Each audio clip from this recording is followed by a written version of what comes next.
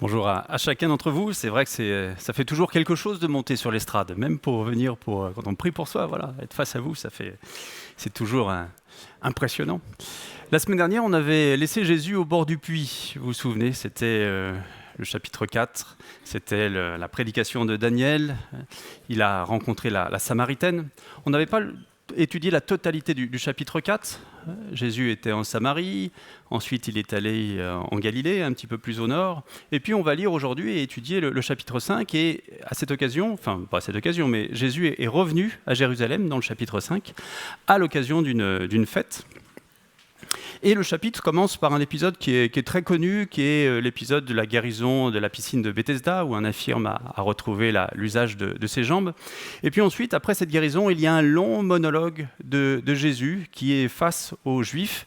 Et il explique aux Juifs, il leur reproche de ne pas le reconnaître comme Messie. Et dans son monologue, eh bien, il présente la relation entre le Père et le Fils, lui-même donc, et puis il présente aussi tous les attributs qui montrent qu'il est bien le Messie.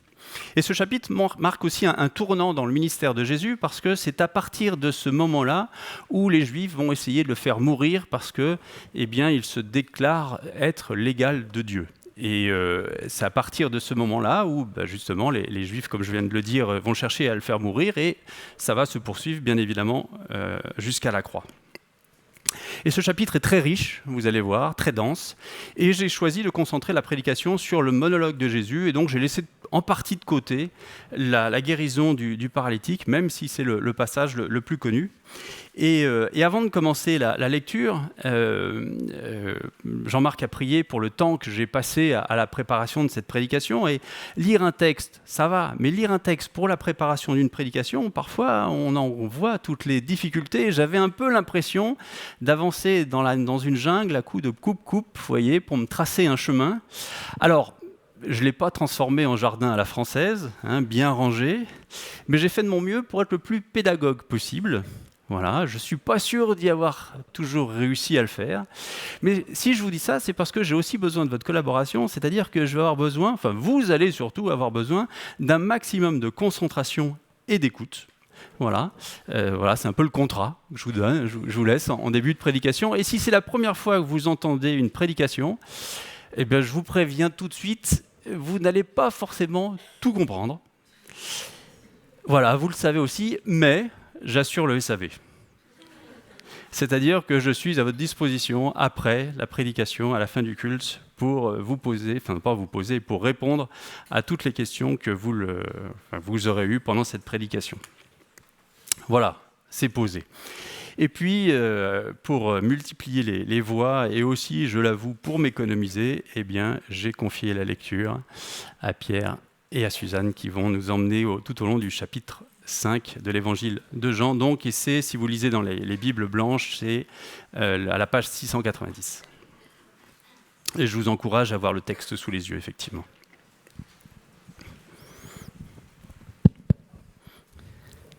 Jean 5. Après cela, il y eut une fête juive, et Jésus monta à Jérusalem. Or, à Jérusalem, près de la porte des brebis, il y a une piscine qui s'appelle en hébreu Bethesda, et qui a 5 portiques. Sous ces portiques, un grand nombre de malades étaient couchés, des aveugles, des boiteux, des paralysés. Ils attendaient le mouvement de l'eau, car un ange descendait de temps en temps dans la piscine et agitait l'eau.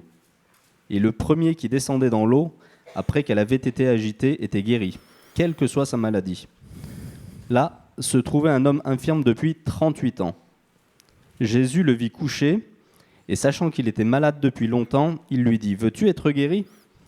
L'infirme lui répondit « Seigneur, je n'ai personne pour me plonger dans la piscine quand l'eau est agitée. Et pendant que j'y vais, un autre descend avant moi. »« Lève-toi, lui dit Jésus, prends ton brancard et marche. » Aussitôt, cet homme fut guéri. Il prit son brancard et se mit à marcher. C'était un jour de sabbat. Les Juifs dirent donc à celui qui avait été guéri, « C'est le sabbat, il ne t'est pas permis de porter ton brancard. » Il leur répondit, « Celui qui m'a guéri m'a dit, prends ton brancard et marche. » Ils lui demandèrent, « Qui est l'homme qui t'a dit, prends ton brancard et marche ?» Mais celui qui avait été guéri ne savait pas qui c'était, car Jésus avait disparu dans la foule qui était à cet endroit. Quelque temps plus tard, Jésus le retrouva dans le temple et lui dit « Te voilà guéri, ne pêche plus, de peur qu'il ne t'arrive quelque chose de pire. » Cet homme s'en alla annoncer aux Juifs que c'était Jésus qui l'avait guéri. C'est pourquoi les Juifs poursuivaient Jésus et cherchaient à le faire mourir, parce qu'il avait fait cela le jour du sabbat. Cependant Jésus leur répondit « Mon Père qui est à l'œuvre jusqu'à présent, moi aussi je suis à l'œuvre. » Voilà pourquoi les Juifs cherchaient encore plus à le faire mourir. Parce que non seulement il violait le sabbat, mais il appelait aussi Dieu son propre Père, se faisant lui-même égal à Dieu. Jésus reprit donc la parole et leur dit « en vérité, je vous le dis, le Fils ne peut rien faire de lui-même, sinon ce qu'il voit le Père accomplir. Tout ce que le Père fait, le Fils aussi le fait pareillement. » En effet, le Père aime le Fils et lui montre tout ce qu'il lui-même fait, et lui montrera des œuvres plus grandes que celles-ci, afin que vous soyez dans l'étonnement. En effet, tout comme le Père ressuscite les morts et donne la vie, le Fils aussi donne la vie à qui il veut.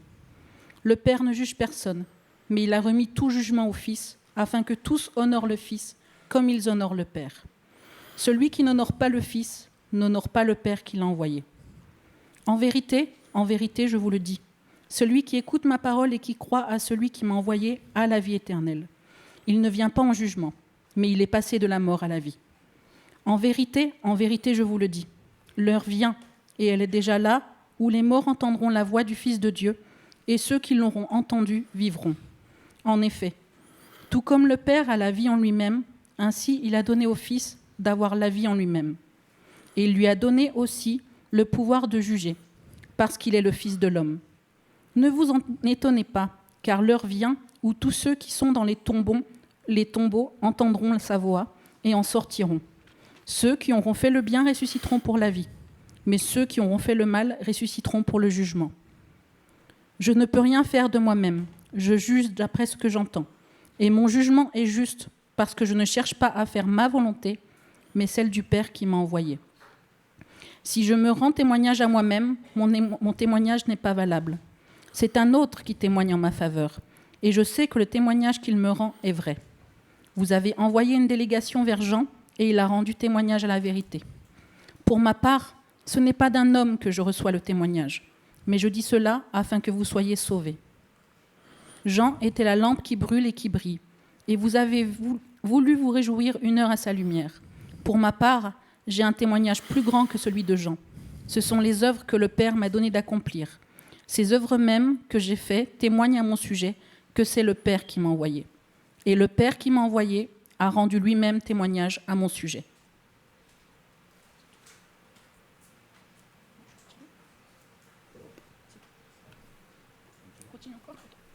Une grève. Pardon. Ces œuvres mêmes que je fais témoignent à mon sujet que c'est le Père qui m'a envoyé, et le Père qui m'a envoyé a rendu lui-même témoignage à mon sujet. Vous n'avez jamais entendu sa voix, vous n'avez pas vu son visage, et sa parole n'habite pas en vous, puisque vous ne croyez pas en celui qui l'a envoyé. Vous étudiez les Écritures parce que vous pensez avoir par elles la vie éternelle. Ce sont elles qui rendent témoignage à mon sujet. Et vous ne voulez pas venir à moi pour avoir la vie ? Je ne reçois pas ma gloire des hommes. Mais je vous connais, vous n'avez pas l'amour de Dieu en vous. Je suis venu au nom de mon Père et vous ne me recevez pas. Si un autre vient en son propre nom, vous le recevrez.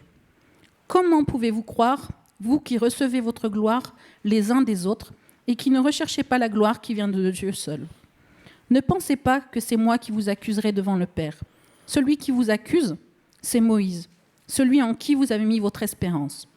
En effet, si vous croyez Moïse, vous me croiriez aussi, puisqu'il a écrit à mon sujet. Mais si vous ne croyez pas à ses écrits, comment croirez-vous à mes paroles ? Voilà, merci beaucoup pour la lecture. C'est possible que je vous ai demandé jusqu'au verset 37. C'est ça, je me suis trompé, c'est 47 en fait. Comme quoi. Voilà, j'espère que je ne me suis pas trompé sur la suite de la prédication, que je n'ai pas traité le chapitre 6. C'est le prédicateur suivant qui serait content. Voilà, dans cette première partie, j'aimerais nous faire réfléchir sur quelle représentation on a de Christ. Et comment cette représentation, si elle n'est pas tout à fait juste, risque de nous empêcher de comprendre qui il est vraiment et même de profiter pleinement de ces bénédictions. Et pour ça, je vous invite à regarder de plus près la réaction des Juifs que le chapitre 5 nous décrit. Comme je l'ai dit en introduction, eh bien, ce face-à-face entre eux et Jésus est le début d'une confrontation qui conduira jusqu'à la condamnation de Christ et donc à sa mort sur la croix. Et la première étape du processus s'enclenche ici, ce processus qui conduira Jésus à la croix. Et le premier clic du processus, si je puis dire, est le reproche que font que font les Juifs aux paralytiques. Vous voyez que je peux vite me tromper dans le 37 et 47. Il lui reproche en fait de porter son lit le jour du sabbat. Et cet interdit provient d'une loi que le prophète Jérémie a donnée. Je le lis simplement, Jérémie 17, mais la référence est un détail. « Ne portez pas de fardeau le jour du sabbat, n'introduisez pas par les portes de Jérusalem. » Vous voyez, c'est la loi que l'infirme a transgressée. Et le reproche bascule sur Jésus quand l'infirme répond aux Juifs, « Celui qui m'a guéri m'a dit, prends ton brancard et marche. » Et ça, c'est le deuxième clic du processus.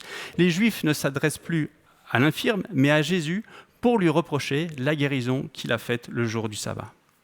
Et le troisième clic du processus arrive au moment de la réponse de Jésus, au verset 17, où Jésus dit « Mon Père est à l'œuvre et moi aussi je suis à l'œuvre. » Et c'est le début du long monologue de Jésus.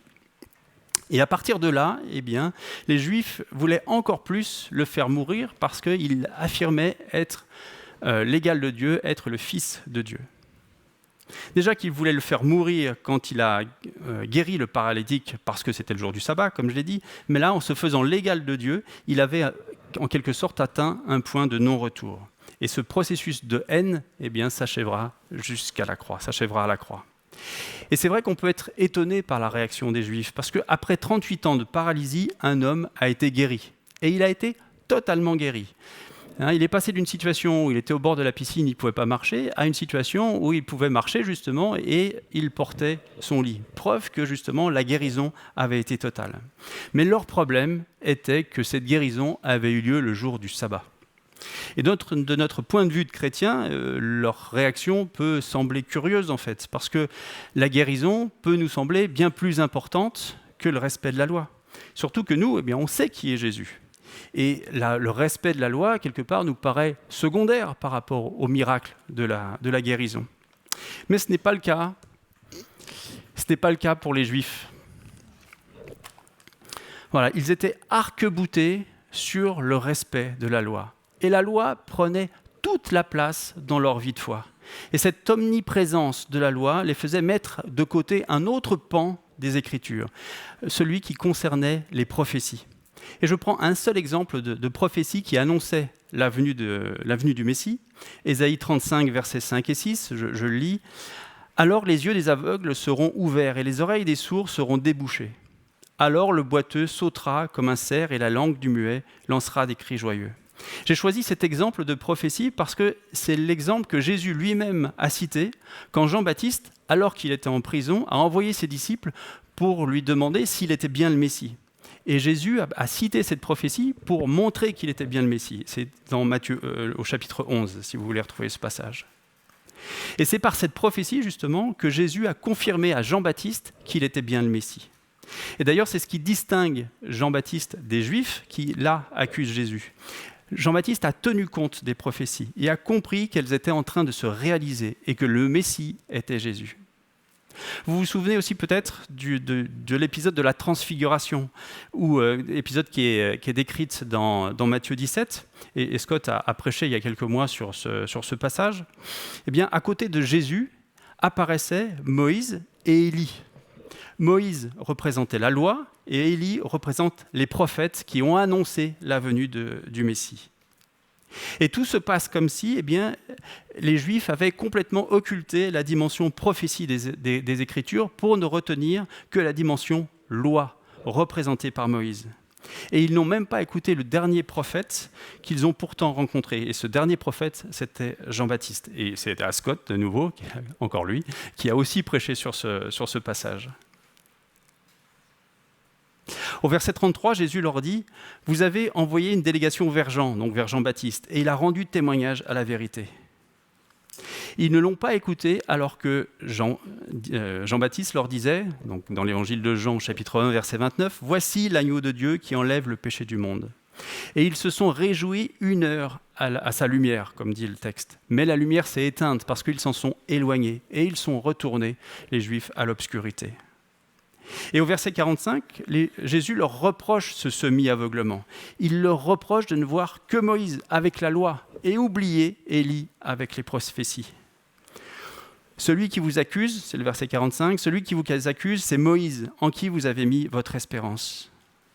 Ils n'ont pas entendu le témoignage de Jean-Baptiste. Ils n'ont pas été sensibles au témoignage des œuvres de Jésus, c'est le verset 36, au témoignage de Dieu lui-même, où dans l'évangile de Matthieu, au chapitre 3, Dieu lui-même dit à propos de Jésus, « Celui-ci est mon Fils bien-aimé, qui a toute mon approbation. » Et enfin, ils n'ont pas non plus tenu compte du témoignage des Écritures. Et malgré toutes ces sources de témoignages, eh bien, ils n'ont pas compris que la personne qui était devant eux était le Messie. Ils étaient aveuglés, en quelque sorte, par l'importance qu'ils accordaient à une partie des écrits de Moïse. Aveuglés sans doute aussi par la représentation qu'ils avaient du Messie, c'est-à-dire un chef politique qui devait les libérer de l'occupant romain. Et parmi les Juifs de l'histoire, il y en a un qui a un rôle particulier, c'est l'infirme, qui était au bord de la piscine. Et lui non plus ne donne pas vraiment l'impression d'avoir compris qui était Jésus. D'abord parce que quand il a Jésus devant lui, eh bien, il lui explique que c'est l'eau qui va le guérir. C'est tout juste, il n'a pas demandé à Jésus de le mettre dans l'eau, ne se rendant pas compte que c'est Jésus qui pouvait le guérir et pas l'eau. Et au verset 15, eh bien, il va trouver les autorités juives pour dire que c'est Jésus qui l'a guéri. Et quand je lisais ce passage, je me suis toujours dit que si l'infirme allait voir les autorités juives, en quelque sorte, c'était pour rendre hommage à Jésus. Mais en fait, le commentateur qu'on a choisi comme être le référent, le commentaire référence pour l'évangile de Jean, eh bien, dit que finalement, s'il est allé voir l'infirme, s'il est allé voir les Juifs, c'est pour dénoncer Jésus, parce qu'il savait que ça allait lui attirer des problèmes. Donc, tout semble dire qu'aucun des Juifs de cette histoire ne semble avoir compris que Jésus était le Messie. Et la raison principale est qu'ils avaient tous une représentation erronée de qui était le Messie. Alors, on est tous amenés, je crois, à se poser cette question, quelle représentation avons-nous de Jésus ? Parce que je crois que nous ne sommes pas non plus, nous, à l'abri d'une erreur de représentation, une erreur de compréhension, une incompréhension de qui est Jésus, une représentation erronée que l'on peut avoir, eh bien, ne peuvent nous empêcher de bénéficier de toutes ces bénédictions et surtout de comprendre qui il est réellement. Par exemple, on peut ne voir en Jésus que le Seigneur à qui on doit obéir, en oubliant la grâce et en oubliant le côté sauveur. Mais l'inverse est également vrai. Eh bien, on peut ne voir en Jésus que le Sauveur, en oubliant le Seigneur. C'est-à-dire que, ok, il nous accorde la grâce, mais on doit aussi lui obéir. On peut penser que les œuvres contribuent à notre salut, en oubliant que la foi qui sauve. Et aussi l'inverse est vrai. On peut penser que la seule foi compte et oublier que les œuvres, eh bien, sont la conséquence d'une vraie foi. Vous voyez, on peut comme ça avoir une vision parcellaire de qui est Jésus. Et si c'est le cas, eh bien, c'est comme si nous avons des filtres devant les yeux qui ne laissent passer qu'une partie de l'information de qui est Jésus. L'information qui confirme ce à quoi je crois, celle qui confirme nos certitudes, comme les Juifs qui, eux, se focalisaient sur Moïse et ne voyaient que lui. Et ils ne se focalisaient même que sur une partie de son enseignement, pas sur la totalité, l'enseignement de Moïse. Et oubliaient avec lui Élie et les prophètes qui permettaient de connaître et de reconnaître Jésus comme le Messie. Avec nos filtres, on peut lire les Écritures sans les comprendre en totalité. Et c'est une paraphrase quelque part du verset 43. Alors comment peut-on faire pour se méfier de nos certitudes ? Et je crois que la réponse, la solution est au verset 20. Le Père aime le Fils et lui montre tout ce que lui-même fait. Et il lui montrera des œuvres plus grandes que celles-ci afin que vous soyez dans l'étonnement. Et c'est sur la fin du verset 20 que j'aimerais attirer votre attention. Être dans l'étonnement. Être capable de s'étonner. C'est être capable de sortir de nos schémas préconçus, de se remettre en question. Et le jour où on a perdu notre capacité d'étonnement vis-à-vis de Dieu, eh bien, c'est qu'on réduit Dieu à notre représentation. Quand les Juifs ont vu faire Jésus un miracle, eh bien, le jour du sabbat, ils n'ont pas été étonnés. Non, ils ont été en colère. La loi avait été transgressée. Et au contraire, ils auraient dû être étonnés, ils auraient dû être émerveillés. Laissons-nous être étonnés par Dieu. Et combien de fois, si l'on regarde nos parcours de vie, Dieu est intervenu d'une manière dont on ne s'attendait pas, à laquelle on ne s'attendait pas. Et l'émerveillement n'est pas loin de l'étonnement. Et quel que soit notre parcours de vie avec le Seigneur, court ou long, linéaire ou chaotique, est-ce que nous sommes encore émerveillés par l'action de Dieu dans nos vies ? Parce que si nous nous sommes habitués à la grâce, si nous nous sommes habitués à notre salut, eh bien, il y a un problème. La grâce est tellement incroyable. L'habitude éteint l'émerveillement. Méfions-nous de nos habitudes et que justement que la grâce, le salut, qui est Christ, ne soit pas une habitude et ne devienne pas une banalité. Se laisser étonner, c'est le premier pas de foi. C'est parce que nous avons compris que ce que Dieu a fait pour nous est incroyable que nous nous sommes convertis. Nous avons été étonnés, nous avons été émerveillés par ton amour. Et parfois Jésus bouscule nos certitudes pour que justement nous puissions être étonnés. Comme faire un miracle le jour du sabbat, alors qu'il aurait pu très bien le faire un de ces 6 autres jours. Cela lui a donné l'occasion de dire aux Juifs qui il était vraiment, qu'il était le maître du sabbat. Et comme son Père, il est à l'œuvre, même le jour du sabbat. Et ça nous mène justement directement à la deuxième partie. Qui est le Fils vis-à-vis du Père, qui est le Père vis-à-vis du Fils. Et de voir ensemble eh bien, quelle est quelque part la répartition des rôles, parce que je ne sais pas si c'est votre cas, mais à la lecture du texte, on peut assez vite être perdu dans qui fait quoi, et parce que notamment il y a pas mal de répétitions. Et c'est pourtant important de bien comprendre la répartition des rôles entre Dieu le Père et Jésus le Fils. Et pour ça, eh bien, j'ai fait tout simplement un tableau. Voilà, qui j'espère va vous donner quelques repères. Alors je vous propose de ne pas tout lire avant moi, mais qu'on puisse le lire ensemble. Eh bien, ça commence par le verset 17, et ça montre que les deux ont les mêmes prérogatives, quelque part. Les deux sont à l'œuvre. Le Père est à l'œuvre, le Fils est à l'œuvre. Le Père aime le Fils. C'est un point important. Verset 20, le Père montre tout ce qu'il fait. Le Fils, versets 30 et 19, ne fait rien de lui-même. Le Fils fait comme le Père. Le verset 21 ressuscite les morts. Donc le Père ressuscite les morts et donne la vie. Le Fils donne la vie à qui il veut. Le Père ne juge pas, mais remet le jugement au Fils. Le Fils juge. Le Père a la vie en lui-même et la donne au Fils. Le Fils reçoit la vie en lui-même. Le Père rend témoignage au Fils. Verset 36, le Fils fait les œuvres qui témoignent que c'est le Père qui l'a envoyé.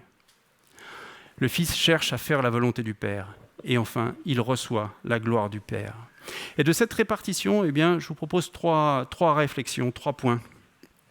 Et le premier, eh bien, c'est que les deux sont de même nature, ont les mêmes pouvoirs, mais le Fils est soumis au Père. Les deux sont à l'œuvre, tout le temps. Et c'est un point qu'ils ont en commun. Et c'est d'ailleurs en rappelant ce point que Jésus commence ce discours aux Juifs. Même un jour de sabbat, ils sont à l'œuvre. Même si les deux sont à l'œuvre, de manière identique, eh bien leur rôle est différent. Le Père aime le Fils, lui montre, lui donne le principe de vie, il lui donne le pouvoir de juger, il lui rend témoignage.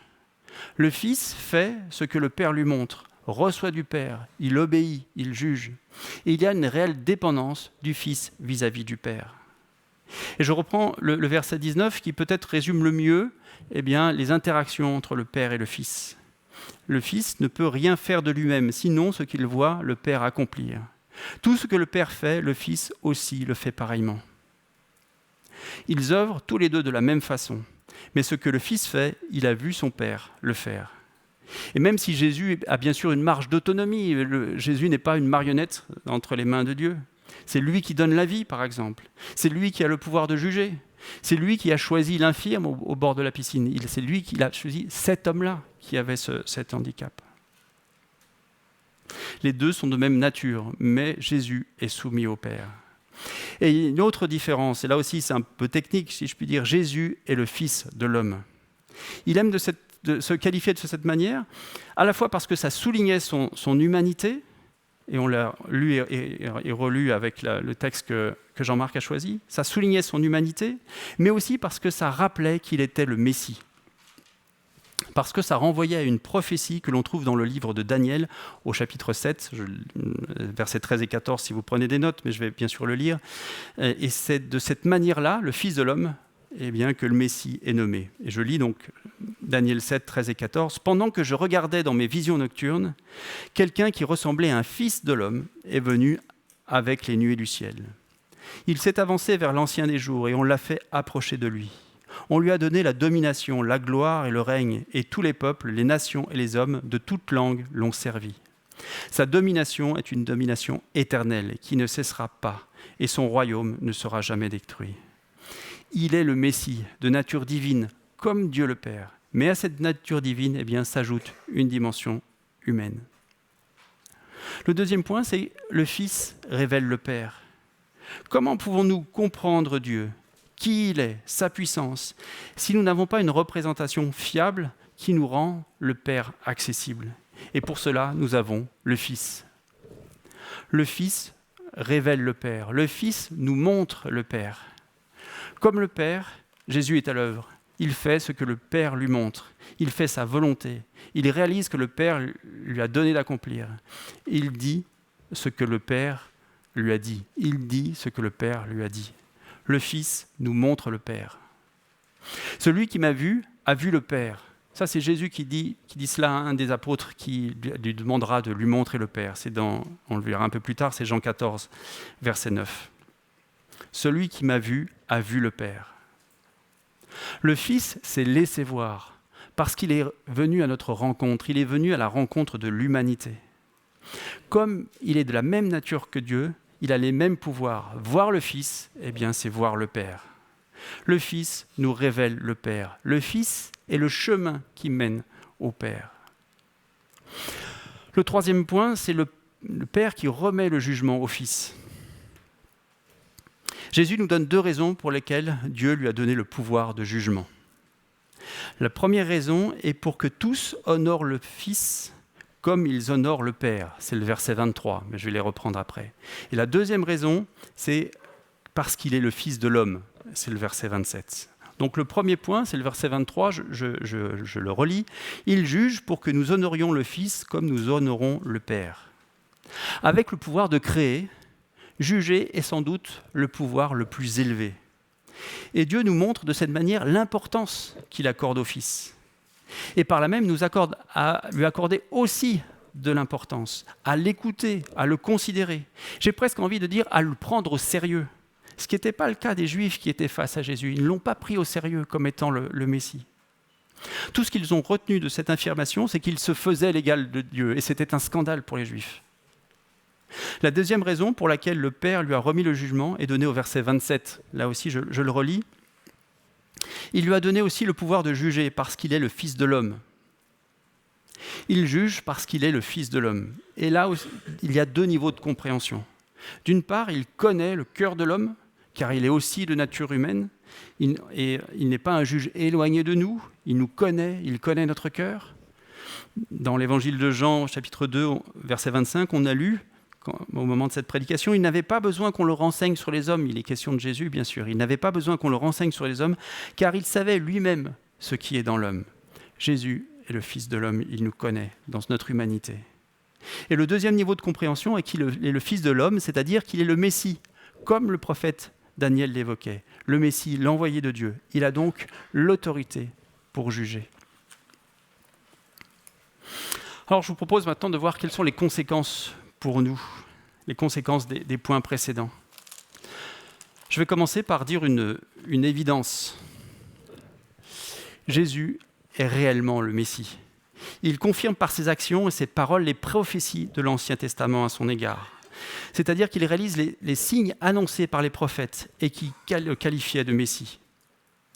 Et on pourrait lire de nombreuses prophéties qui justement concernent Jésus comme Messie. Et je vous propose simplement de les regrouper en trois catégories, et j'en ai déjà évoqué deux.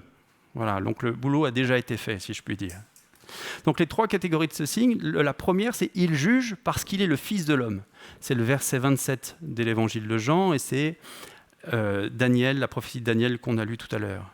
Les paralysés et les malades seront guéris. C'est les versets 20 et 21 de l'évangile de Jean, et c'est la prophétie d'Ésaïe 35, verset 6, qu'on a lu aussi tout à l'heure. Et enfin, la troisième catégorie, les morts ressuscitent. L'évangile de Jean, c'est versets 21 et 28, et on peut prendre l'exemple de Deutéronome 32, 39. Je le dis pour ceux qui prennent des notes, mais c'est les trois groupes de prophéties qui concernent le Messie. Il juge parce qu'il est le Fils de l'homme, les paralysés et les malades seront guéris, et les morts ressuscitent. Jésus est le Messie, et il n'y en a pas d'autre. Il est seul et unique. Il est le seul Fils de Dieu. Il est le seul chemin qui mène au Père. Ça paraît peut-être une évidence pour beaucoup d'entre nous, mais combien d'hommes et de femmes en recherche spirituelle essayent d'autres chemins que Christ pour rencontrer Dieu? Combien essayent de se bricoler leur propre chemin? C'est tel le cas des Juifs du texte que l'on a lu, qui pensaient que la loi de Moïse suffisait. Et Jésus leur a même reproché de chercher la vie éternelle dans les Écritures. Ça peut paraître curieux parce que ça peut sembler positif, justement, de lire les Écritures. Ramener à notre contexte, ce serait de penser que la Bible sauve. Oui, la Bible permet seulement de découvrir Christ, ce qui est déjà pas mal, mais ce n'est pas le texte, la Bible qui va nous sauver. C'est parce que la Bible nous amène à Christ. La Bible rend témoignage à son sujet, si je paraphrase le verset 39. Jésus est vraiment le Messie, l'envoyé de Dieu. Le deuxième point est un encouragement à venir à Christ pour écouter sa parole et avoir la vie. Jésus reproche aux Juifs, c'est au verset 40, de ne pas venir à lui pour avoir la vie. Et pourtant, c'est ce qu'il les invite à faire, venir à lui pour avoir la vie. Et c'est aussi ce qu'il nous invite à faire, venir et écouter. Je relis le verset 24. « Celui qui écoute ma parole et qui croit à celui qui m'a envoyé a la vie éternelle. Il ne vient pas en jugement, mais il est passé de la mort à la vie. » Écouter la parole de Christ et croire en Dieu. Et ça paraît trop simple. Écouter et croire. Et je vous propose de faire un petit tour par le grec pour voir ce qu'il y a dans le texte originel, ce qu'il y a derrière le terme d'écouter. Et le terme grec donc pourrait être traduit par considérer, comprendre, assimiler, apprendre par l'écoute. Et c'est tout, il y a juste cette notion d'écoute, il n'y a même pas la notion d'obéissance. Il s'agit simplement d'écouter, mais écouter vraiment. Et on ne peut pas entendre sa voix si l'on ne vient pas à lui, parce que sa parole, elle est plutôt de l'ordre du murmure que du cri. Sa parole est plutôt de l'ordre du murmure. C'est pour ça qu'il faut se rapprocher le plus près de Christ, c'est pour pouvoir justement l'entendre. Et je rappelle aussi que sa parole mérite d'être écoutée parce qu'il dit ce qu'il a entendu de la part du Père. Vous voyez, ce qu'il a entendu du Père. Parce qu'un jour, tout le monde entendra sa voix. Et au verset 25, « Les morts entendront la voix du Fils de Dieu, et ceux qui l'auront entendu vivront. Et ceux qui l'auront entendu avant le retour de Christ vivront. » Et c'est une invitation à s'approcher de Christ, à écouter sa parole et à croire en Dieu dès maintenant pour justement avoir la vie. Le troisième point est que être sauvé nous appelle aussi à faire le bien. Et j'attire votre attention sur un verset qui peut sembler contradictoire avec juste ce que je viens de dire. C'est les versets 28 et 29. « Tous ceux qui sont dans les tombeaux entendront sa voix et en sortiront. Ceux qui auront fait le bien ressusciteront pour la vie, mais ceux qui auront fait le mal ressusciteront pour le jugement. » Ceux qui auront fait le bien. Mais je viens de dire qu'il suffisait d'écouter, en fait, pour avoir la vie. Alors, il faut aussi faire le bien. Tout de suite, ça devient un peu moins simple, vous voyez. Parce que faire le bien est la suite logique d'écouter sa parole et de croire en Dieu. Et c'est de cette manière qu'on lui obéit après l'avoir écouté. Et sans faire plus de commentaires, je voudrais lire un passage de l'évangile de Matthieu 25, versets 31 et 40, et je ne le commenterai pas. Parce que le texte, là aussi, se suffit à lui-même. « Lorsque le Fils de l'homme viendra dans sa gloire, avec tous les anges, il s'assiera sur son trône de gloire. Toutes les nations seront rassemblées devant lui. Il séparera les uns des autres, comme le berger sépare les brebis des boucs. Il mettra les brebis à sa droite et les boucs à sa gauche. Alors le roi dira à ceux qui seront à sa droite, « Venez, vous qui êtes bénis par mon Père, prenez possession du royaume qui vous a été préparé dès la création du monde. En effet, j'ai eu faim et vous m'avez donné à manger. J'ai eu soif et vous m'avez donné à boire. J'étais étranger et vous m'avez accueilli. J'étais nu et vous m'avez habillé.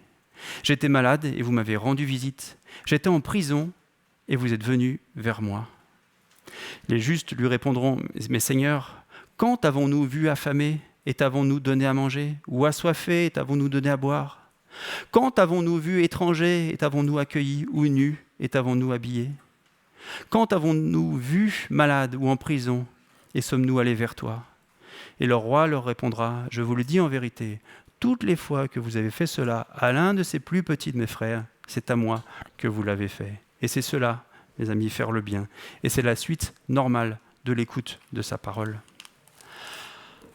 Arrive le temps de la conclusion, et je vous félicite parce que j'ai vu personne dormir. Ou alors vous l'avez bien fait. Je vous avais dit que cette prédication était dense. Et s'il y a un point que j'aimerais que vous reteniez, au fond, ce serait quoi? Et je crois qu'il y a un point qui, moi, m'a parlé particulièrement, c'est le fait d'être dans l'étonnement des merveilles de Dieu. Et le jour où on perd cet étonnement de ce qu'il a fait pour nous, l'étonnement de sa grâce, l'étonnement du salut, l'étonnement de la signification du pain et du jus de raisin, parce que la conclusion va aussi servir d'introduction au moment du partage justement du pain et du jus de raisin. Donc gardons notre capacité d'étonnement, gardons notre capacité d'émerveillement par rapport à toutes les grâces que le Seigneur nous a faites, parce que la banalité est dangereuse. Et je reviens sur les caractéristiques de Jésus que l'on a vues au cours de ce chapitre 5. Là. Il est à l'œuvre, il est aimé du Père, il fait comme le Père, il a le pouvoir de juger, il a la vie en lui, il donne la vie, il est le Messie, il reçoit la gloire du Père, il est le Fils de l'homme. Et c'est le Fils de Dieu qui a toutes ces caractéristiques, qui est mort sur la croix. Et je trouve que quand on a toutes les caractéristiques, toutes les qualités de Jésus sous les yeux, et il n'y en a qu'une partie, eh bien, on comprend d'autant plus la valeur de son sacrifice sur la croix. Et c'est lui que le Père a laissé crucifier alors qu'il l'aimait. C'était la volonté du Père. Et le Fils lui a obéi. Il s'est laissé crucifier parce qu'il fait toujours la volonté du Père. Et il nous a ouvert le chemin. Alors souvenons-nous de ces attributs et je vous propose qu'on les laisse afficher pendant que nous allons partager le pain et le jus de raisin. Souvenons-nous de ces attributs, souvenons-nous de sa valeur. C'est le Fils de Dieu qui possède toutes ces qualités, qui nous révèle le Père qui est mort sur la croix pour que chacun d'entre nous soit sauvé. Amen.